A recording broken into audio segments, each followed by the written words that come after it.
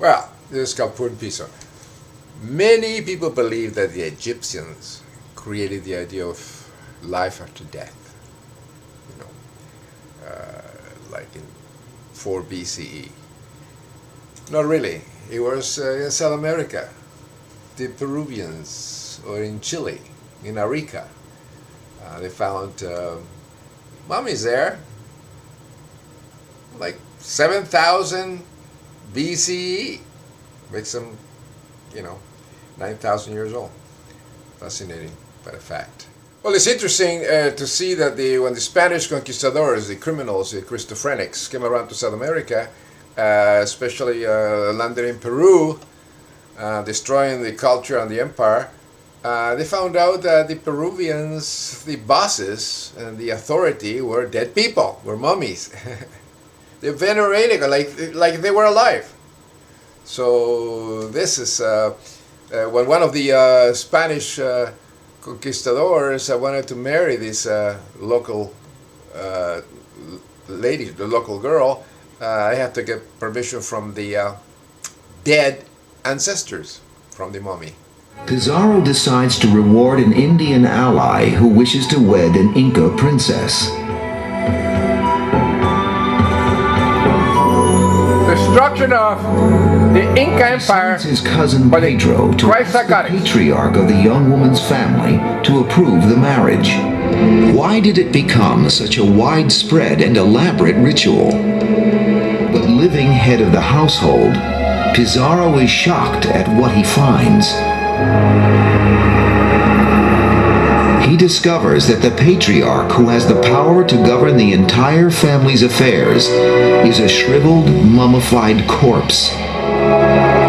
Cult of the dead, the ancestors. In stunned fascination, the Spaniard patiently waits for those in attendance to the mummy to announce its decision. After some time, he is informed that permission has been granted by the dead patriarch, which may take place.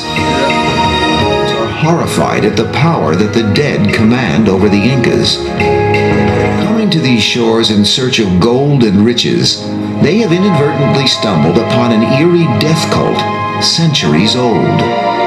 Here in the land of the Incas, the living and the dead share one of history's most bizarre relationships. The living treat the deceased as though they have not died. For them, eating and drinking with them, even building them splendid palaces and granting them vast estates. In return, the dead are believed to provide a guarantee that the living will be protected. And see, the Christians are the only the only ones that worship all these zombies that say with blood and all that. The Peruvians, over 7,000 years ago, they had a better idea.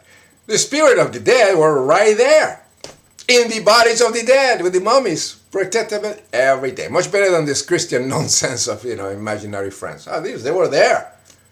The mummies, the actual mummies protected them. Very smart. Ancient ideas. After such unfathomable rites exist among the Inca that only God can comprehend them. Idea. But the Incas were not alone. At the dawn of human history, in far-flung parts of the world, civilizations once worshipped the dead. About 3,000 years before the birth of Jesus, the Egyptians conceived a cult of immortality, developing their secret art of preserving human bodies for eternity. See, and the Christian church has brainwashed everybody for 1,700 years about this Jesus. There is no evidence there was a Jesus Christ, unless we look into Julius Caesar, the true Christus, that really existed.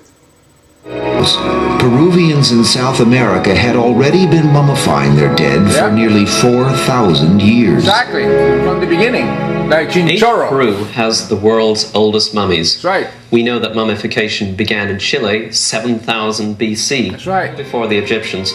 We know that a simple fishing people, the Chinchorro on the coast of Chile, were mummifying ordinary people in the community, and they were bringing them gifts of food and drink as if they were still alive.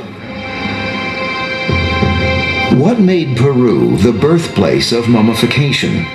In addition to its hot, dry climate, its towering mountains may have provided ideal conditions for preserving the dead. From the fact that mummies were accidentally formed by burying people in high and very dry places where they were essentially freeze-dried. And from this came the notion that the body could be preserved indefinitely. Peru's worship of ancestors was not only far older than Egypt's, it surpassed anything practiced anywhere else in the ancient world. The Egyptians believed that, after death, souls journeyed to a faraway land beyond the setting sun, left the world of the living. I know of no other major society in which the dead were actually kept and treated as if they were still alive.